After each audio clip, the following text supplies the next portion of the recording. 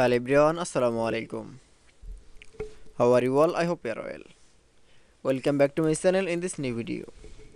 Today's video, how to rotate image in Photoshop. So let's started.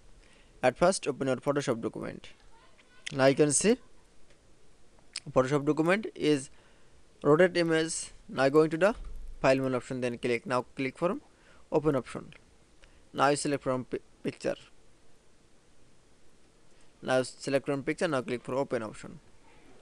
Now I can see, then open the picture. This picture is rotated. Now going to the image option. Now select from image rotation option. Now select. Now click from 90 degree. That is, now you can see, then again going to the image option.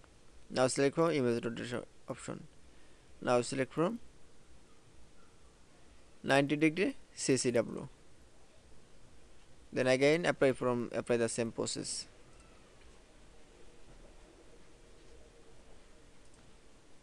That it. Now you can see rotate image in Photoshop document is very easily. I hope to enjoy the video. Please like, comment, share and subscribe my channel.